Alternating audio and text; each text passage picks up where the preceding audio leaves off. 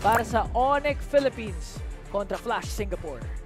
Dito na natin malalaman kung makakita ba tayo ng panibagong 2-0 mula sa Onyx Philippines or kakayanin bang pwersahin ng Flash SG ang game number 3 dahil puntos po ang pinaglalabanan nila dito. Every point counts for these two teams. Ito, matatanong lang kita para maging educational tayo. Sige. Ang ganda ng start ng Flash kanina, di ba? Anong rason bakit hindi sila lumamang kahit ang ganda ng start? Kasi yung trades na kinukuha ng Onyx, and ito yung ito yung may tinuturo ko sa mga players ko before na may landi factor kasi. May landian sa ML? May landian sa Land of Dawn. Okay. Kumbaga yung ginagawa nila kanina, yung parang nilalandi nila yung Flash SG sa Turtle. Spasyo kasi yun. Kasi parang ang itsura nun, nag-a-attempt ka pa rin ng Turtle. Pero ito, Kibos ko, napa-flicker out. Mamaya natin pag-usapan yung landian kasi may landian dito. May landian sa yung game number 1 landian, mamaya na yun. Dito tayo sa game number 2 landian. Game number 2 landian. Gusto ko pa rin yung sige. Tapos yung landian nila. Okay. So basically kasi, kunwari nagta-turtle yung Flash SG. Tapos lumalandi yung Onyx. Sa isip-isip ng Flash SG, lalo pag hindi nila kita si King Kong, kailangan i-slow take yung turtle. Hindi nila pwede i-rush kasi baka manakaw. So nagiging efficient lang yung Onyx sa paglaro nila ng mapa. Parang using the map their advantage talaga, pero si King Kong parang ginagamit lahat ng advantage niya para mabigyan ngayon si JPL. Ang Alito ay mapupunta kay King Kong pa rin. Ito rin, yan. Isa pa yan. Yung mga ganyan, yung mga landian sa river. Ungankable yung side lane pag ganyan. So, kaya super important nung ginagawa ni Super Prince tsaka ni Brusco kasi yung mga skills na binabato ng mga kalaban, as long as walang namamatay dito sa river, it just allows their side laners to be very, very aggressive. Kasi, first of all, nakikita nila yung info, walang skills, and hindi makatawid yung kanilang mga kalaban. Tama, at parang hirap din makatawid ang Flash Singapore dito sa Turtle, pero may pumasok doon sa likod. King Kong pa rin makakuha ng Turtle. Wala, di nakalapit si Hades, nilandi siya ni Brusco. Kaso sabi ni Hades, ayoko magpalandi Loyal Loyal si Hades Kasi si Brusco kanina wala pang sipa pero nilalandi niya na yung suyo Nilalandi na no? Napaflicker tuloy si Brusco. Nang tease lang asar. Naasar bird Naasar bird Yung pala yun. Yan yung di numalis. Yan ang tinatawag na health bar. Ay, wow. Mainit si Bongski Okay. Ay, naku po. Hindi kasi nakita ni Brusco na may nakaharang doon sa taas. Kaya naman makakasipa siya ngayon. Flumri style. Panis! Denudge! Shinun po! Tumama pa yung spear. Mula kay Kela. Men, grabe yung grabe yung nangyari na yun. Shinun po yung stun ng Suyu. Tama. Bumalik ng dalawang Jindundo. Yung pag-landing nung nandun yung sipa. Ayaw niyang tigilan si Hades, men. Loyal din sa paglandi dito sa Brusco. Loyal Napaka-resilient niya sa panliligaw kay Hades. Hades lang nila. Si Hades yung nililigawan niya. Kanina kasi ang nililigawan niya si JPL. Kaso ayaw ni JPL, sinamak siya katulad ng pagsasabak ngayon ni King Kong dito. At tumumba din si JPL sa kamay naman ni Brusco ngayon. Ako, sinipa na si JPL. Sabi kasi ni Brusco, ayaw mo sa akin, Hades Gusto mo si King Kong Sige, si JPL na lang. Mahirap kasi yung makikipagsapakan ka sa naninipa. Sa bagay. Mahirap yun. Sa bagay nga. Oo nga naman. Kumbaga, mas malayo yung reach. Mas malayo yung reach Yung reach yan, abot Pilipinas, Malaysia, Indo. Yung sa'yo, local lang Local lang yung sapak mo Local distributor ka lang Ayun na. Lumalandi. Oy!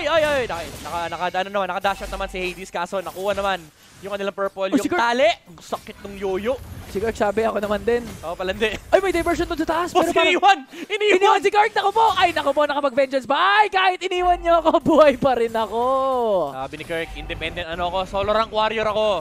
Hindi ko kailangan yung diversion nyo. Hindi kasi codependent si Kirk Oo. Yung iba kasi dyan sa Onyx codependent. Yung apat, nagbakasyon pumuntang Indo Hindi sinama si Kirk Pumunta ng Orange Bob sabi ni Kirk, sige ako, okay lang, kaya ko to, kaya ko i-enjoy sarili ko, introvert ako Kaya kanina wala si Kirk sa lineup, si Hate yung nandun.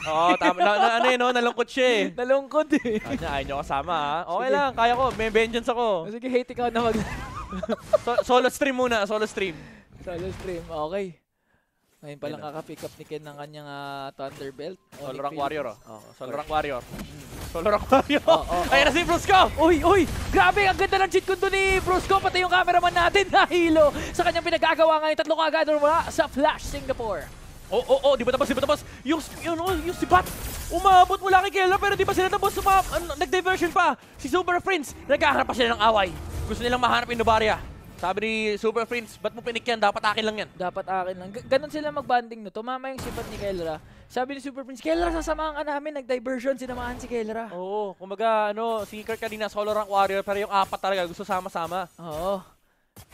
Walang walang maharap na trade ang Flash SG, Sa taas meron naman. Nakatulak si Oh, yan na. Si Bongski. Si King Kong, sinusolo lahat, yung suntok. Onto the wall, pero mapatay si Hades sa may top lane. Tutumba na rin si JPL dito sa harap ng purple buff. Ay! And walang makuha ang Flash SG. Double kill para kay Kirk. Sabi sa'yo, solo rank warrior na si Kirk.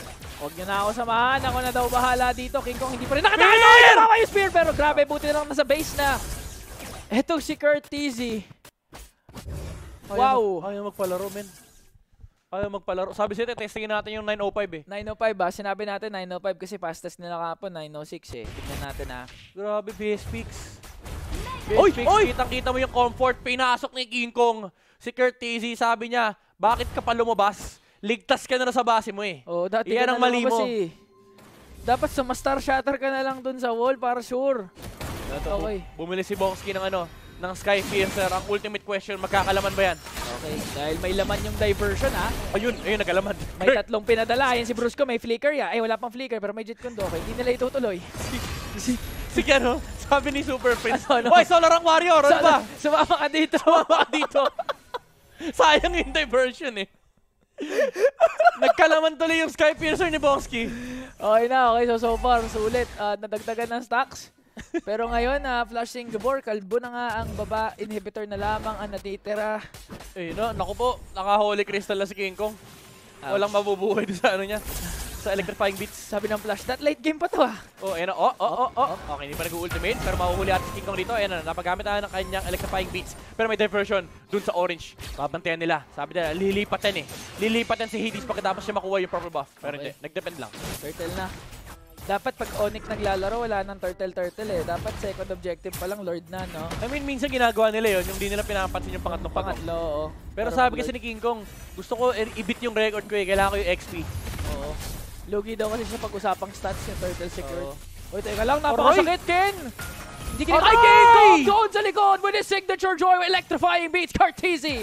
Wala na bigla sa mapa, pumapasok pa nga din dito. Hindi na nga nila pinapansin yung second turret, Sa gitna na naman sila naglalaro. Oy, Bongski! Grabe! Yung sibat onto the diversion. Look at the chemistry from Onyx PH with the flicker kick. Brusco! Flash SG! Caught by surprise! Caught in 4K ng Onyx Philippines! May 1 minute pa para ma-break ng Onyx Philippines yung kanilang streak. May minions sa baba. Kakayanin ba nila ngayon dahil napakalaki na ng kalamangan ng Onyx Philippines. It's gonna be almost 10K. Kelra nag-clear lang. Galit sa Tore ngayon. Kirk solo gaming. Nag-zone out lang. Nilapag na nga yung kumot habang si Kelra nag-work lang doon sa inhibitor. Pero pumasok si Hades. Si solo rank warrior talaga Nandun sa loob ng base ng Flash SG. Gusto lang naman ni Kelra tumulak pero delikado ka nila mga HP. Remember, may Skypiercer yung Granger. So, humahabol pa ang Flash SG dito. Looking for a potential pick-off. Pero Onyx Philippines, they will back off. Nagmamadali ngayon ang mga Sonics. Anong oras na daw kasi? Anong oras na? Dinner time na Dinner, wala pa, 5:14 pa lang. Dinner time na sa Onyx. Bakit? Ganon sila nagmamadali. Ay, oo, yung mga yan pa naman nag-gym yan. Kaya kailangan 2 hours before mag-gym. Kumakain ng mga yan. Kailangan nila yung protein. Kailangan nila yung protein. Si King Kong sabi niya, oy, teka lang, mag-leg day ako mamaya. Pero nabibigyan ng 5. Masyado ka na atang malalim, King Kong. Pero okay lang, may kaalaman pa rin ng Onyx. May ginagawa si Brusco dun sa taas, Tinaijutsu siya, men. Tinaijutsu. Nakita. Okay. Ay, solo rank warrior. Men, parang alam mo yung nag-RG ka, tapos 4 kayong nasa comms. Si Kirk yung wala. Si Kirk yung yung naka-mic in-game. Yung naka-Discord yung 4 siya naka-mic in-game. Naka-mic in-game, tapos walang naka-mic sa... Wala yung kausap. Oy, pumasok pa ang Flash SG dito. Naghahanap pa sila ng dagdag kill on the top lane. Pero grabe yung bantay ni Brusco. Para kay Super Friends, tumumpa pa si JPL and si Kelra sa likuran. Pinasok yung Flash SG. Hindi ko kailangan likuran. Pwede namang harap-harapan! And may diversion pa ang Onyx Philippines dito. Hindi pa tapos sila Kirk. Solo rank warrior. No comms. Hinahabol si Kurt TZ. Pero atras na ang Onyx Philippines style Lord na ang kanilang pinagmamatsagan. Kelra, pinalitan yung script. Alam mo kung ano? Ano? Kelra pumasok sa 3. Pinatay! Buhay! Buhay ang gwapo! Buhay ang gwapo! Kelra! ala innocent sa ginawa niya doon, Grabe, tingnan mo yung protection. Ayan, Yung protection ni Brusco habang umaaksyon. And si Kelra, pinasok ang 4. Oh my goodness! Harap-harapan, pinaslang ni Kel. Tatlo lang inakuha niya daw. Kasi yung isa umalis eh. Pero kasi ang problema, pumasok siya, 4 pa yun nandun eh. Pinasok yung 4, buhay si Guapo, nakapatay pa ng 3. Pumasok sa 4, nagtakbuhan lahat. Grabe, iba ka na talaga, Kelra. Ibang world #1 gold laner. Para ka ng multo, yung pag lumalapit ka, napapalayo lahat. Dapat nga ikaw yung nilalapitan eh. Pag spear niya, sabi niya, ooh. Kasi diba ganun yun, yung pag ano, yung gagawa ng play yung kalaban mo, nagagawin mo, eh syempre siya mabilis, Mabilis si Kelra eh, syempre. Pa-full bid yan eh. Okay. Ano ba nangyayari ngayon? Medyo nagre-relax dito ang Onyx Philippines. Nakuha na nila yung Tora sa may bottom lane. Nihintay lang nila yung minion wave na magmarcha dito sa may middle lane. And Flash SG. Kailangan pa nilang depensahan ang mga paparating na Lord Waves. Medyo malalaki pa yung minions na hawak dito ng Onyx Philippines. Kung damage from Kelra, pumasok si Hades! Ang tanong, bakit? Bakit? Brusco pumasok, binibigyan ngayon ni Ken habang si Kirk nagmi-minions lang. Solo gaming talaga. Gusto na tapusin ni Kirk yung laro habang si Kelra working on the top lane turret. Isa na lamang inhibitor na titira para sa Flash Singapore. Si Kirk, tingnan mo, nag-tower lang. Solar ang Warrior. Solar ang Warrior. May sariling play si Kirk, man.